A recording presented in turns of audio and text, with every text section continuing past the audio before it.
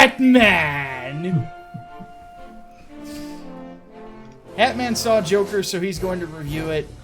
Something about gamers rising up. Yeah. Let's just get to it. My name is Micah Curtis. Bottom text. Welcome to Micah and The Hatman Live.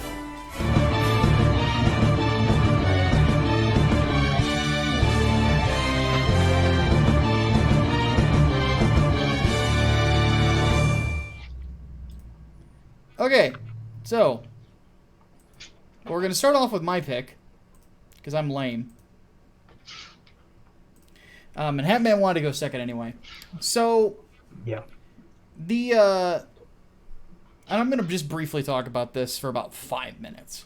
So, my time actually has been spent revisiting Final Fantasy X, of all games. I don't know why. I just randomly said to myself, I want to watch Final Fantasy X. Or I want to play Final Fantasy X. I haven't played it in ages. I just want to play it. I've been wanting to play an RPG for a while, and I just hadn't thought about what I wanted to play exactly. And so this ended up getting the decision. So obviously I'm playing the HD remaster. And wait, this is considered retro gaming?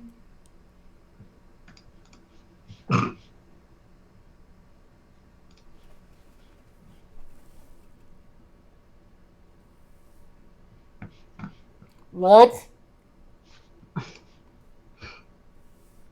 Hatman, why is this considered retro gaming? Because it is 2 console generations ago. Why am I old? Because that's what happens every day. Nah. You get older. I really need wings. Drink a Red Bull. I can't have caffeine, remember? Besides, Red Bull's not keto. But Red Bull gives you wings. Anyway. Game still looks great. Game still plays fantastic. I haven't gotten to the place in the story where it goes bad, which is like near the end. Like, admittedly, the thing about Final Fantasy X is the ending is so terrible they had to make a sequel for it that was actually worse, just to bring back the lead character. Yeah, yeah. But needless to say, though, Final Fantasy X actually probably has the best gameplay system outside of probably 7, I would think. Unless you want just like an old school game, in which case play 9. But the one thing that was always interesting about 10 to me is the grinding never really felt like grinding. Plus, Blitzball is fun as fuck. So, one thing that I've really dug about the remaster, aside from the fact that the visuals are so cleaned up, because everything on PlayStation 2 looked muddy, is they put in an arranged soundtrack that is incredible. Like, the battle theme suddenly went from good to amazing. Just, man. And not to mention, you get John DiMaggio speaking in a Jamaican accent. I mean, what's not to love?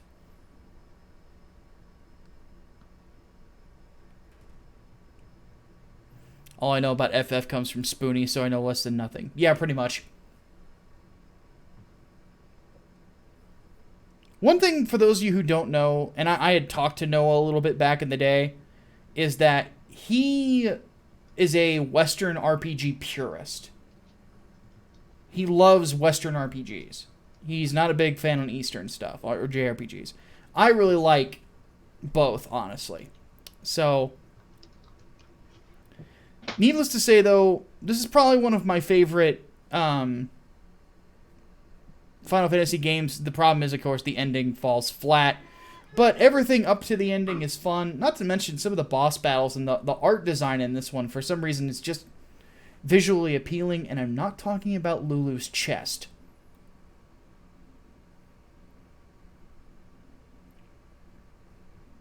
So, and if you guys don't know what I'm talking about, just Google, with safe search on, Final Fantasy X Lulu. Hatman, please tell me you know what I'm talking about. Nope. God damn it, I'm old. Okay, so, Servant of God clarifies with $5, says, if you were born before 1990, we are old. Me, 1986. Who's older? Yeah, I'm 1985. So... I'm 92, so oops, but yeah, I'm not old yet. Lulu in Final Fantasy X is like, if you want the actual meme of the big titty goth girlfriend, Lulu fits the bill. We'll just put it that way. Yeah. Alright. Let's go ahead and move on to... The main event? Yes. Hatman, take it away. Alright. The motherfucking Joker. This movie, I keep thinking about it. And no, everyone in the chat, I'm not going to spoil it.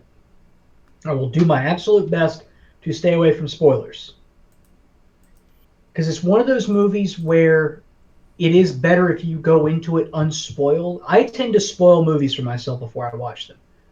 It is better if you go into it unspoiled. I mean, like, I saw, I think, one trailer, and that was it. So I didn't even get some of the stuff that was arguably spoiled in the trailer.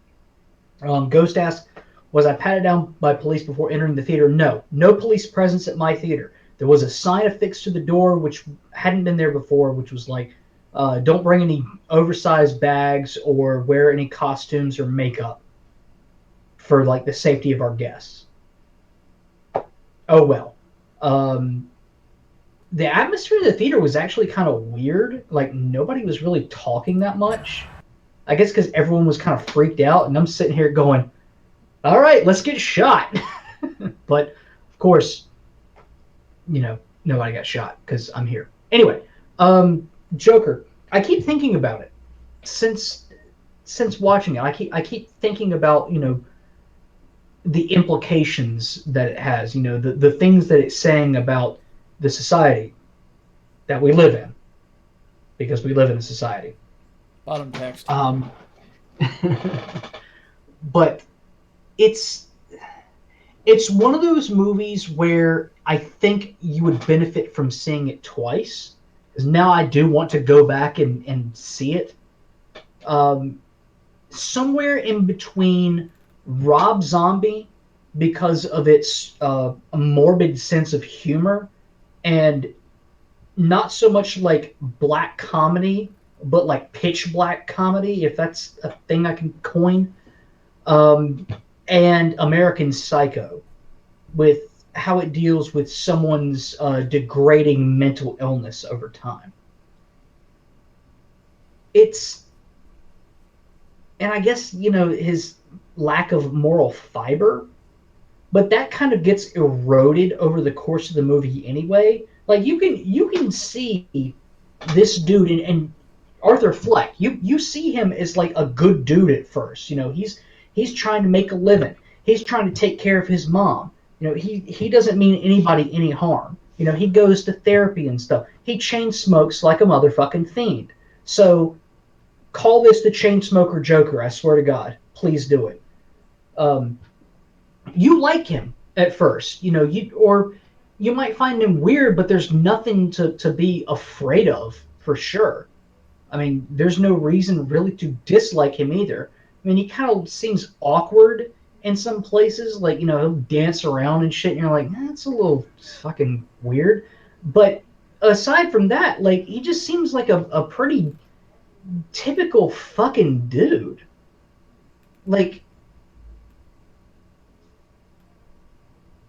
and then all this shit just happens, and it's like one thing after another, after another, after another. It's not like everything fucking at once, like The Killing Joke. It's more of a slow burn. It's like a constant build-up. Like, you know, everything gets fucking flipped for him, and then that thing gets flipped fucking again. And it's, you really see how the guy's situation just fucked him over, and he's trying not to fucking crack, but he gets to the point where he's pushed too far. It's like a dog. You beat a dog enough, eventually it's going to fucking bite back. And that's exactly what fucking happens. He bites back. And I really can't help but agree with some of the reviewers in saying that, yeah, this is sort of a statement on society, how it treats people with mental illnesses or social outcasts, the people that are referred to as clowns in this movie, the poor, the downtrodden. I mean, it's funny because Gamers Rise Up is like a meme associated with the Joker and the gang weed thing, but you sort of see that in a way in this. It's really fucking weird how this movie almost becomes the meme in a way, but it's like a sadder version of it. Like you almost feel like, well, shit, I guess this was fucking inevitable. Like it is depressing. It's dark. It's unsettling. It's sad. It's not a happy movie, despite the fact that I have a really fucking twisted sense of humor, and I was laughing at a lot of this movie. Like the ending itself just made me fucking sad. And here I am, like, laughing at people who get killed, laughing at this absurd shit.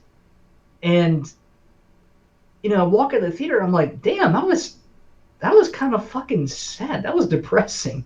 Jesus. But, like, I don't know. It's one of those character study movies that has its roots more in the real world than in a world of fiction. And I think that sort of blend maybe is why people got so freaked out about this. But at the same time, like, this is the Joker we're talking about. This is an absolute psychopath that everyone has known has been a psychopath for as long as he's existed. So why are we surprised? Why are we surprised that this is the origin story of a fucking maniac? It makes sense, but it shouldn't be shocking. Bottom line, though, good fucking movie. Wonderful fucking movie. It doesn't really tie into the Batman mythos except for, like, you see the Wayne family and you see Alfred. And really that's it. And it takes place in Gotham City, and that's about it. Like, there's no other fucking ties to the Batman mythos. If somebody went into this blind, knowing absolutely nothing about Batman or Joker or whatever, they can enjoy this movie. You do not have to have any knowledge of DC Comics or anything Batman related to like this. It is that accessible. But it's absolutely worth a watch. You really do have to see it to believe it. And don't spoil it for yourself. Seriously. Do not. Servant of God donated $1, said, so see it in the daylight, find something joy-filled to detox the sorrow. Good to know. Sound about right? Maybe. I think if anything,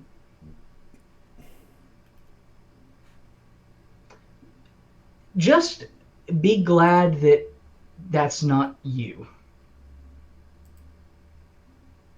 And if that is anyone that you know, or if that is you, please don't. But no, yeah, probably seeing it in the daytime would be a little bit better. I did see it at night. Or at least go do something fun afterwards. Like watching Glorious Bastards afterwards. I watched that last night, and I had a good-ass time. Go watch Glorious Bastards after watching Joker. Well, he does want his scalps.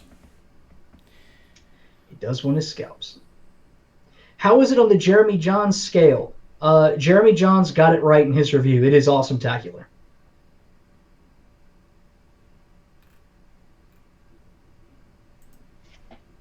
All right. There you go. let's go ahead and move on to our first topic. Hatman, tell us about Kotaku. Asking money for review quotes. So Kotaku was name dropped, accused of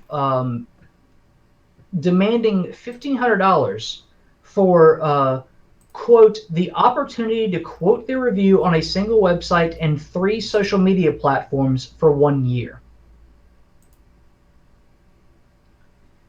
Now, the accusation has since come under some scrutiny.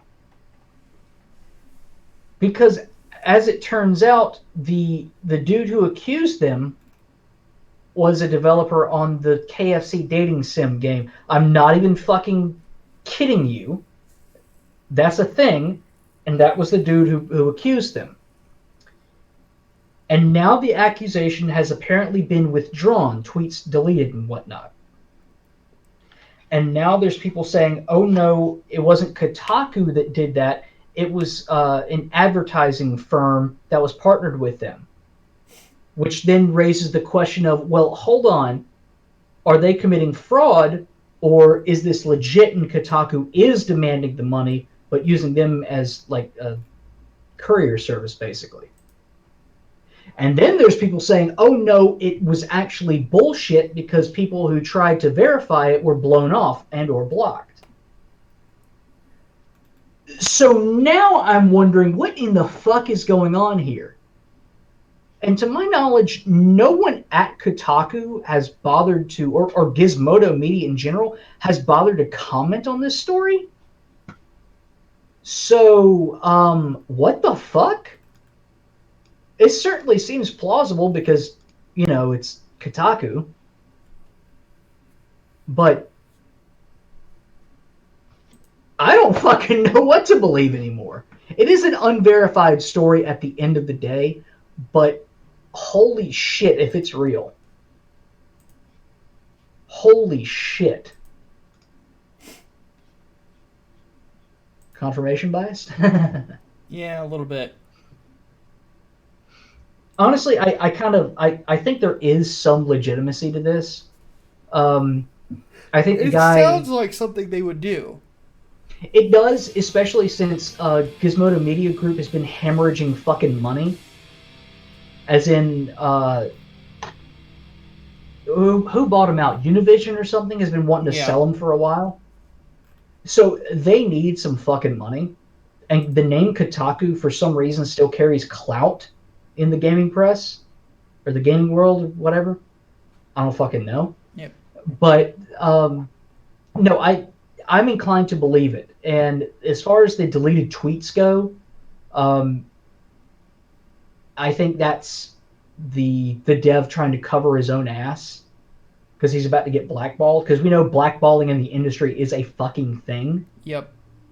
We know that, you know, there is a new Game Journos Pro list.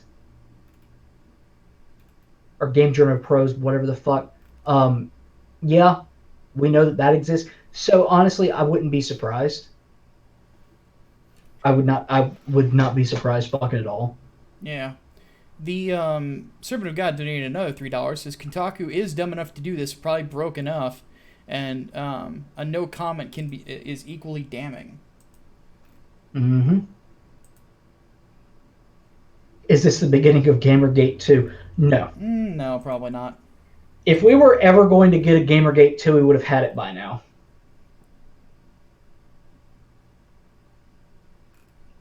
How much for Micah to stream the KFC Dating Sim?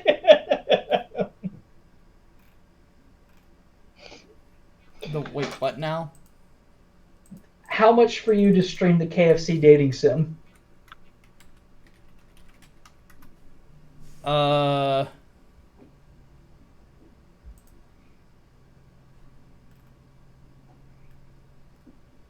What the fuck is this?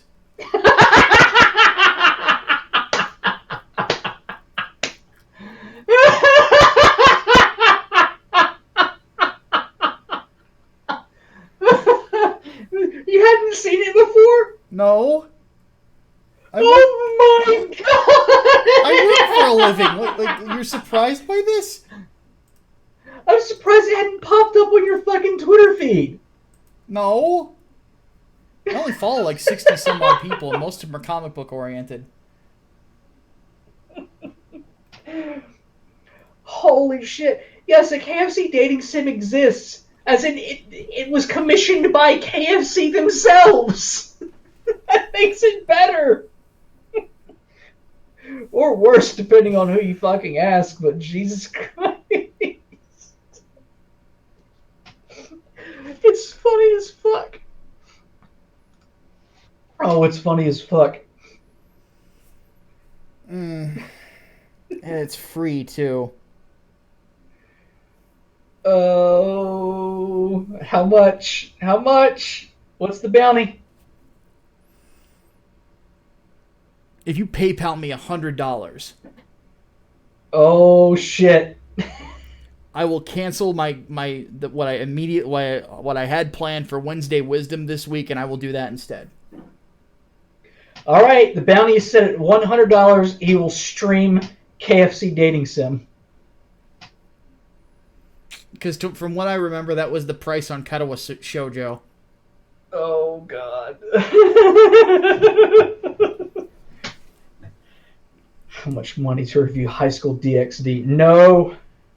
That's a titty anime. Micah doesn't do titty anime. No fucking waifu bait. You guys know the rules. That's not even really waifu bait. That's just straight up titty anime. Like, well, that's kind of what I mean by waifu bait. Like harem shit. Like, no. Whatever. Also, one thing that I did just out of curiosity while you were discussing that. One thing I did out of curiosity while you were discussing the Kotaku thing was I was actually genuinely curious how bad attempted cosplays were of Lulu from Final Fantasy X, and actually there were a few girls who nailed it. There you go. So, granted, I will say this. It's very hard. Her body type is very specific. She wears a ton of clothing. She's actually not that wide in the hips, but she has a huge bust. So, but no, a couple of girls actually nailed it. But yeah, that body type is not very common. I can only think of maybe one or two well-known cosplayers I can think of off the top of my head that have it that don't have implants.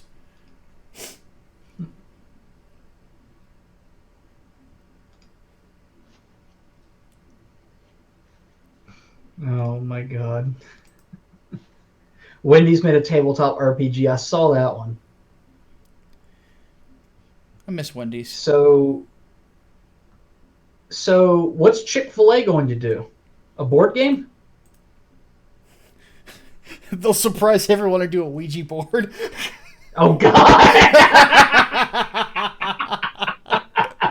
Communicate with the spirits of dead cows. Oh god.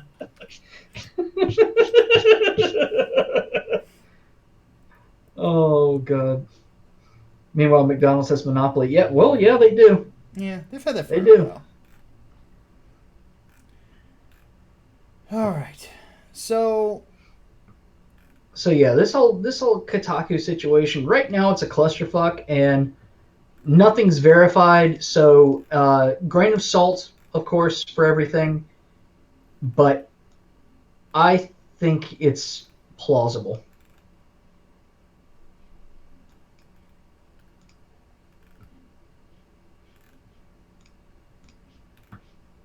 All right. Let's move on to the next topic. Chiefly makes a Doom clone. So, Vic Mignogna. We have an update on the case. This was kind of a downer yesterday. Because the case now in and of its as a whole has been dismissed by the judge in the Texas court. Now, on its face, that sounds very bad. And I was like, oh no. I was like, that's not, short-term wise, that is not good. And I'll get to that in a second. Now, long-term, I watched the stream on Nick Rekida's channel about it. And Nick did not look defeated at all. Ty Beard, Vic's lawyer, did not look defeated at all either. It almost looked like they expected this. And the basic idea is that the background of this judge is, it seems that a lot of the civil cases he has tried have gone to appeals. And it looks like this is going to happen. That's what's going to be happening now. Is that Vic is going to, they're going to go to the appeals process, and it will not be an easy time for them. That is for sure. Mm-hmm.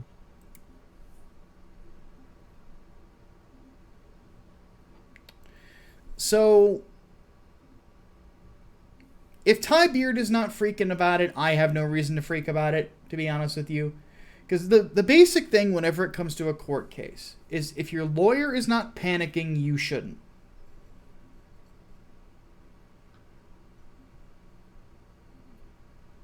That's generally the idea. And oddly enough, in my day job, what I tend to tell people, because I'm not a lawyer, but in insurance, you have to maintain a sense of calm while you're working on something. The basic thing that I'll always tell some of my clients is very simple. If I'm not panicking, don't panic. It's like if I'm not panicked by this, if this sounds like Tuesday to me, you're in good hands. It's whenever I panic when you should get worried. I've actually had to use that to calm some people down. It's like, do I sound panicked? I understand you're panicked, but do I sound panicked by this news? If I don't, that's a good sign. And that generally should be how, if you are dealing with a professional, and you go to a professional to fix a problem, if they're not panicked, don't panic. That's a good sign. It means that whatever happened is fixable. So I think that they may see some success at the appeals process. The big thing is that it gives Ty more time to get evidence together to build an even stronger case against the parties involved. If there is success at appeals, one of two things could happen. Either A, the appeals court will make the decision, or B, it will go back to the judge with instructions from the appellate court saying, this is what you screwed up, this is how you need to be looking at this case. So the first one is good, the second one is better but not great. So it's not a slam dunk for the Kick Vic side. They wanted this to happen. They're praying that it gets dismissed all the way and the appellate court dismisses it. But we'll have to see what happens there. Servant of God throws another $3 at us. Says, Chup is known for his rulings being overturned. If you didn't see this coming, get your eyes checked and don't drive at night until clear. Damn, dude. Servant of God is being a savage today. But anyway, when it comes right down to it, the short term is a little worrying. Because in the short term, what does this tell social justice warriors? It tells them that they can still use the Twitter mob against anybody. And that's scary when you think about it. Because the Twitter mob can destroy people. We talked about it in the last podcast. Court of public opinion. And that is what social justice warriors want. They want the court of public opinion to be more valuable than the court itself.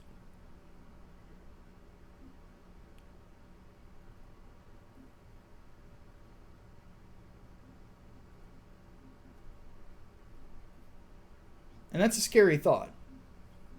Because you think of so many people like they've considered suicide. They've, had all these terrible things going on.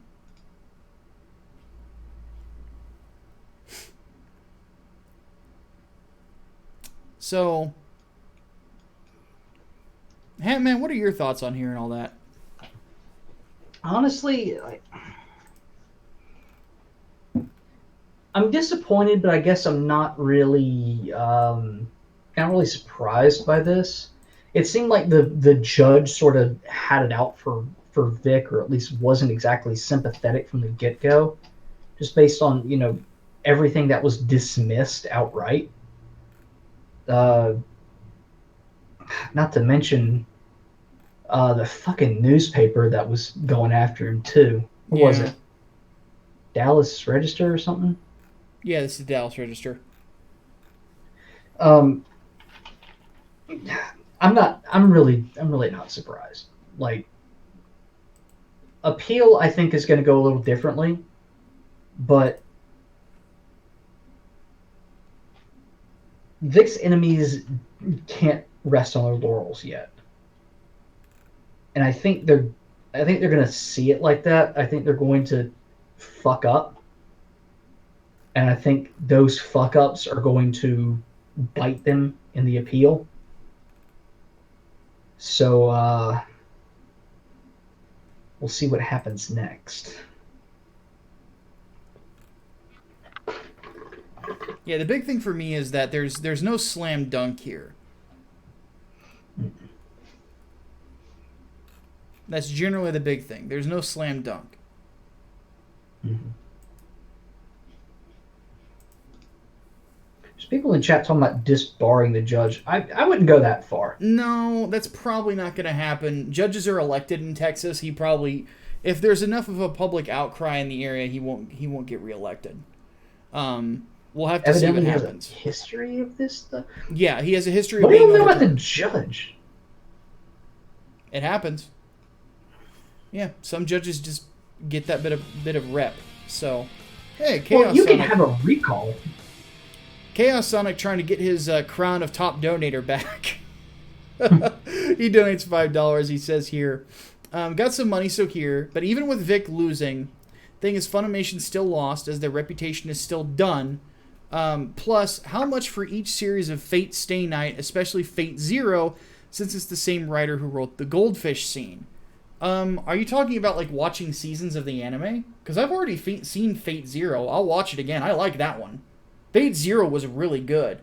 The Unlimited Blade Works I thought was a little weak. And the English. Oh god, the English. Oh goodness. See, now we're having donation fights. Servant of God donates another $3. Says here, Vic enemies are screwed either way. Even if they win the case, they lose any chance at making money. Mm-hmm. But yeah, real quick on the Fate Zero thing. If you want me to rewatch it, throw something at me, and I'll definitely give it a rewatch. Because that one was really good, surprisingly. I didn't think it would be, given Fate's reputation for being fucking confusing. But anyway, I think that... Oh, one thing that I heard is that Vic is getting the dub for JoJo's Bizarre Adventure, not Diamond is Forever, the Golden Wind, is he's going to be playing a character in it. So, that's interesting. Who was it that he's playing? Somebody mentioned it in the chat.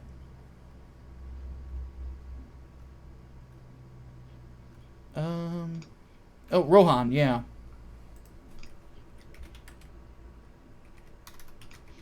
So that'll be interesting. Oh, wait, no. Wait. Now I'm really confused. Have they not dubbed Diamonds Unbreakable yet? I thought somebody said Golden Wind. Is that the fifth one? Diamond is Unbreakable is the fourth one. Oddly enough, it's not. It's the one that I don't like.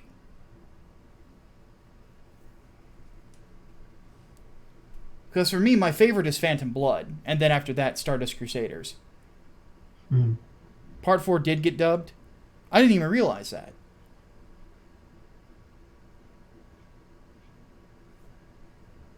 I for some reason I thought that Diamond had been dubbed already. I don't know why I thought that. Huh. Because Diamond's been out for a couple years now, I think.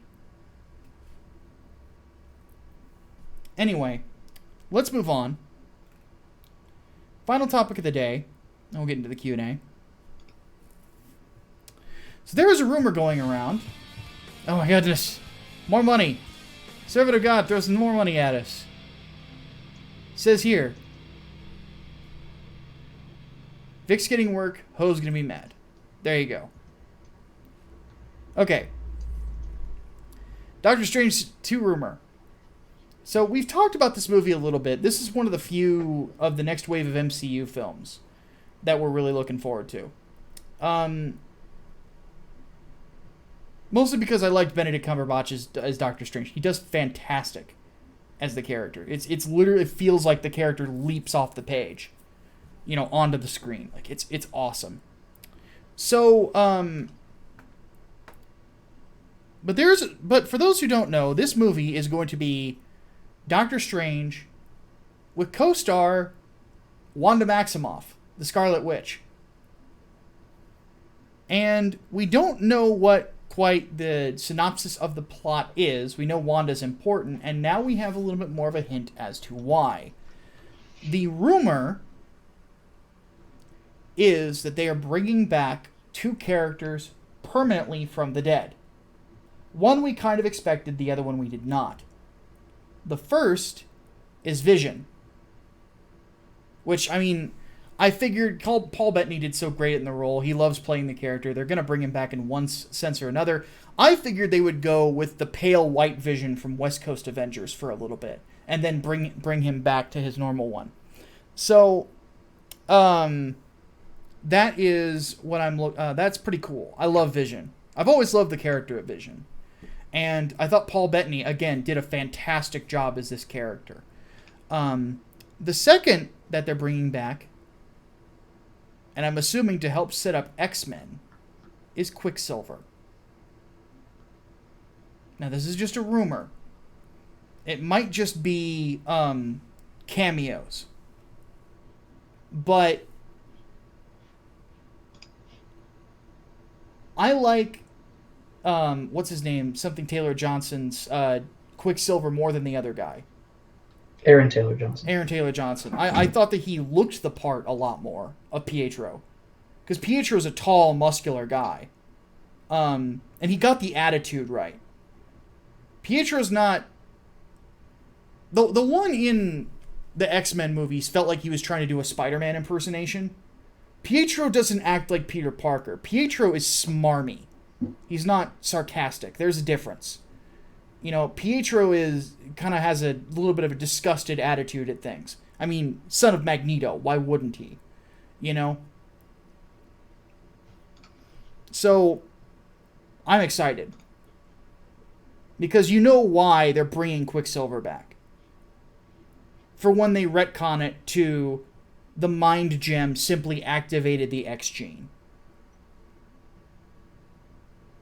They're gonna have Magneto. And he had better be portrayed by fucking, what's his name? Why is his name forgetting? Hatman, help me. Plays Magneto in the most recent films.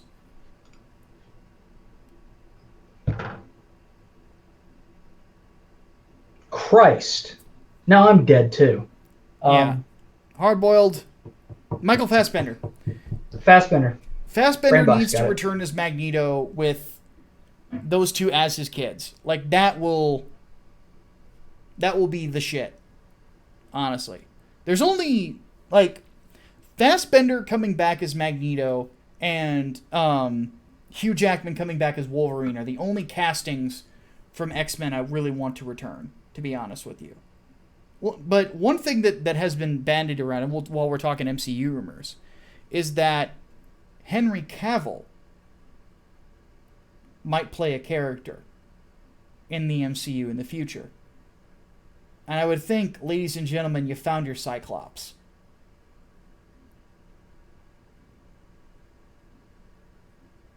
Honestly. Why would they cast Idris Elba as Magneto when he already played Heimdall? Yeah.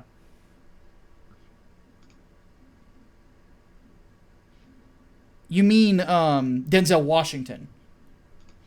And there's no There's no evidence that that's what's going to happen. That was just something that the press wanted to happen.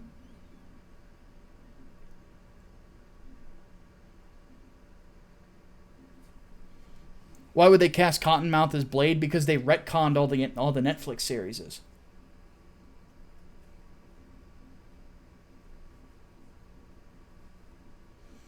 And yeah, Amy Adams would be a pretty good Jean Grey, wouldn't she?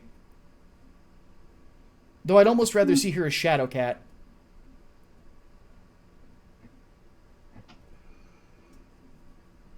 I could see her as Jean Grey. Regardless. Black wishing a Holocaust surviving Jew.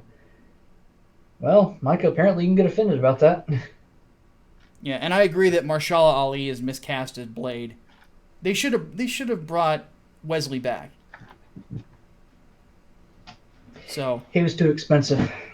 Probably the reason, yeah. Yeah. No, I'll blame the IRS for that one. Yeah. McAvoy coming back as Professor X. What do you think about that one?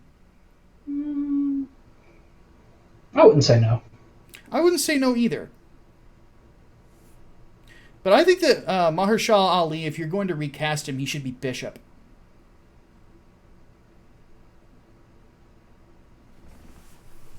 That's my thoughts.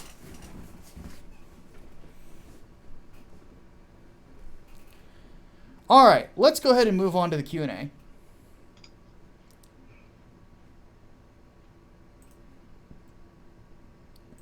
Now let's see what we got from the Discord today. Holy Ninja Toe asks, favorite video game heavy minion in shooter games? Mancubus from Doom. Followed by the Boomer from Gears of War.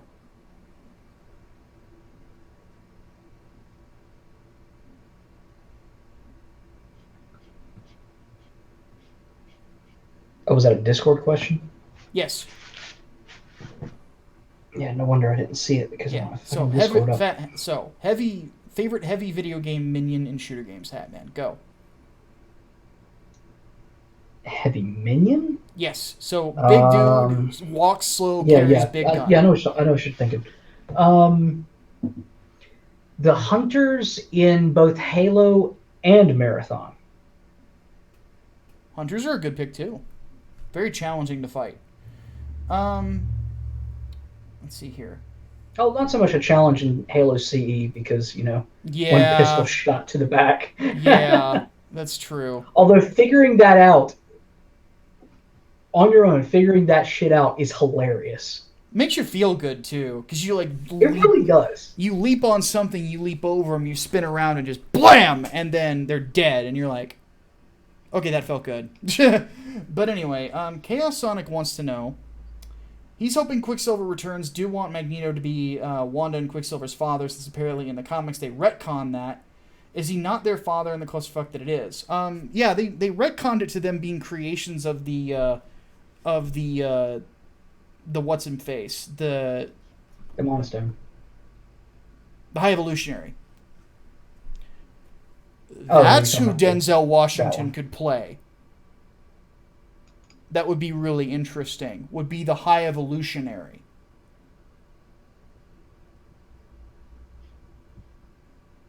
Hatman. Wake up. The High Evolutionary? Yes. Denzel Washington, High Evolutionary. Thoughts? I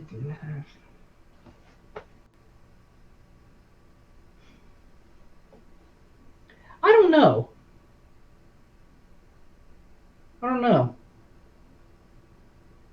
Here I am thinking of the High Evolutionary is his character in The Equalizer. I guess it could work. See, I would say Denzel would be a good pick for that, or Jeremy Irons. Now, see, I think Jeremy Irons might be stronger. I feel like you need someone a little more,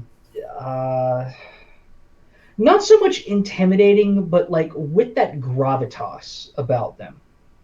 Mm-hmm. And Denzel doesn't really have that. Denzel would be a great Brother Voodoo, too. Now, that would be good. Hell, he'd be a better Blade! He's too old now, but like 10 years ago Yeah. he would have been. Yeah. Because what actor talks better shit in movies than Denzel Washington? I mean, dear God, Man of Fire. Samuel L. Jackson. Yeah, well, that would probably be about it. So, Yeah, that's about it. Alistair wants to know, Punisher versus Rambo, who wins? Frank? Yeah. Yeah. What I will say this, John Rambo is a much more accurate shooter than the Punisher is. Frank is better in preparation and actually has better jungle survival skills than Rambo does, and that's saying something. Because here's the thing, Frank never got caught. Though, admittedly, it's weird because Rambo was better trained than Frank during the Vietnam War. I'm assuming we're talking Vietnam Frank. Because there's a lot of different versions of the Punisher. I'm using the comic book version. Rambo had better training, but Frank had a bigger body count. He killed a lot of Viet Cong. You know.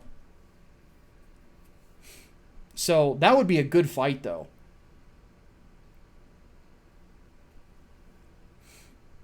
Though I don't think they would ever fight, though. That's the thing. The instant that there's some sort of recognition that they both fought in the same war, they'd never fight each other.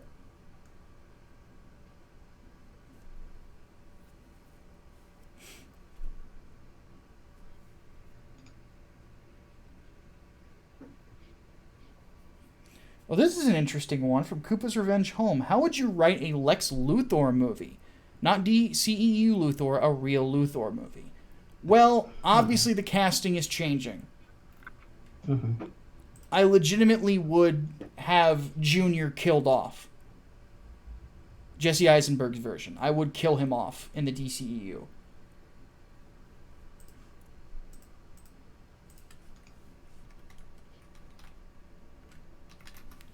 trying to remember who played him. Clancy Brown is who I would cast as the character. Because he's already got experience playing him. He's a fantastic actor.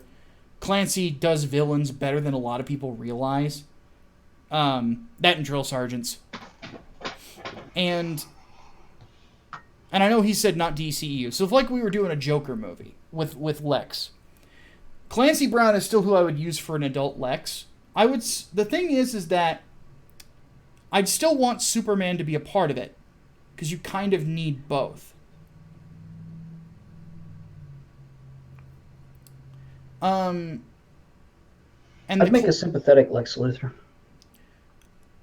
I would make a definitely a very sympathetic Luthor.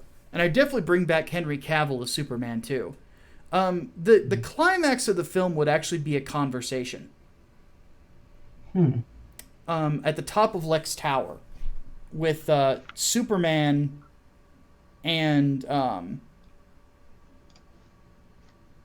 Lex talking. Superman floating over the edge of the building, and Lex is just standing there.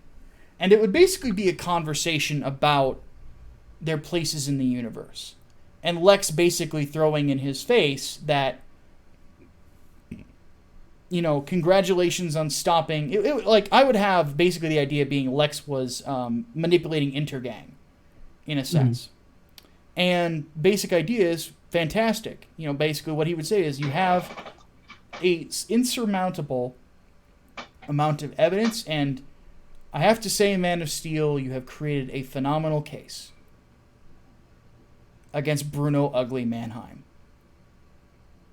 He'll serve several years in jail for what he's done, and I now feel compelled to donate as much money as I can to help the families of this community who were affected by this. The basic idea would be is that I would put it to where Lex Luthor's reputation in Metropolis is very good.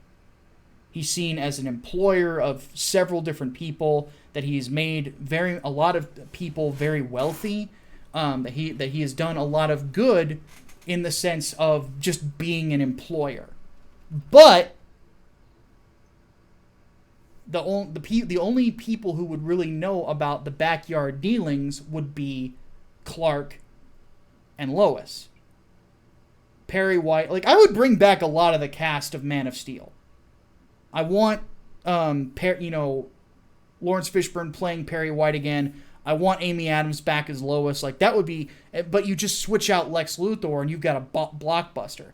You know, it would just be a conversation basically being is that, basically the emphasis of it would be what he throws in Clark's face is, and what I even know the shot I would do when he says this is the camera would pan to their side and you see that they're eye to eye and their heads are level as Superman is floating there in the air, and he would basically say to the people of Metropolis, I'm just as much of a hero as you are.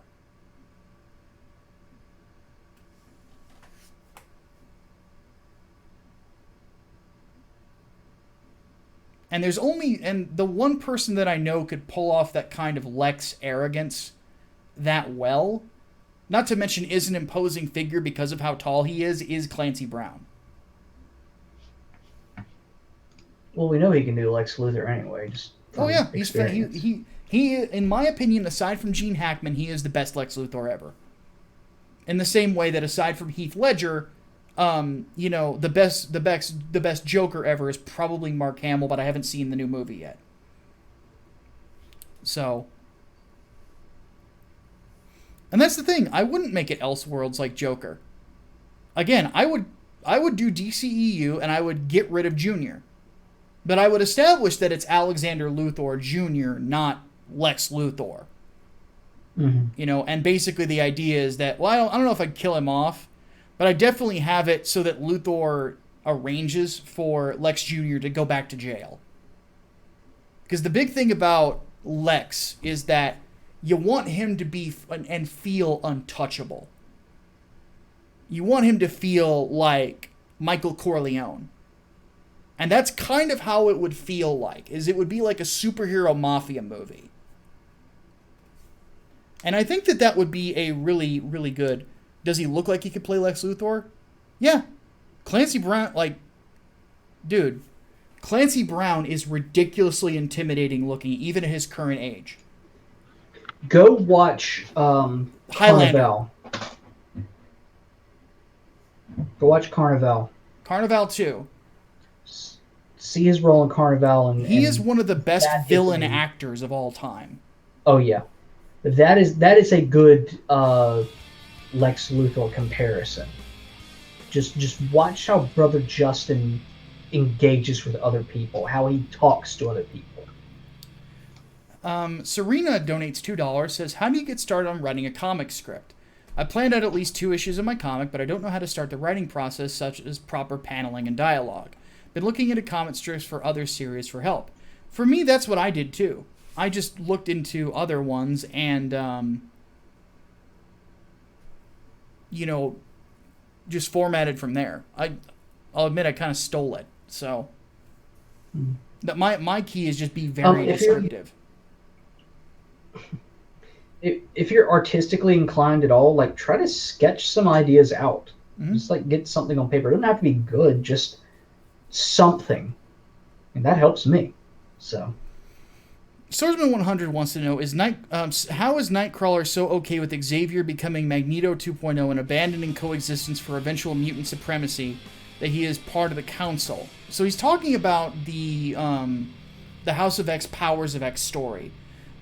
I think that the thing about that, and I said this in a video I made about it, is that House of X and Powers of X are based around 2 key things. First is the idea that Moira McTaggart actually is a mutant, and her mutant power is reincarnation, meaning she has lived through several timelines. And after her most recent death, when she returned, she remembered everything, including all the potential things that could happen to mutantdom. Basic idea is that it seems to me that and the second thing is that recent X-Men writers have been writing the X-Men in general as separatists and embracing Magneto's beliefs. What Hickman is doing is the eventual consequence of those particular actions, and that's why I love the series so much. It is the logical conclusion of what happens when you give social justice writers the X-Men instead of someone like Chris Claremont, who has a sense of fucking nuance. The eventual conclusion is going to be separatism. But what the interesting thing about it to me, from what I can see, is it feels like what has happened is Magneto and Xavier have come together. They want peace with mankind. They're not talking about war with mankind in the series at all. They're talking about war with the people who want to build more Sentinels and eliminate humankind to prevent a chaotic future that's worse than Days of Future Past. That's what Powers of X shows you. The kicker about it is that we don't know how the rest of the Marvel Universe is going to react to this, because they are basically building another Genosha. And they even say in the comic, think about how this happened last time. And it was genocide. So that's why I think he's okay with it. They're not talking about... You gotta keep in mind, Magneto wanted to go to war with humankind. That's what the Brotherhood of Evil Mutants were doing. That was their goal, was to start a war.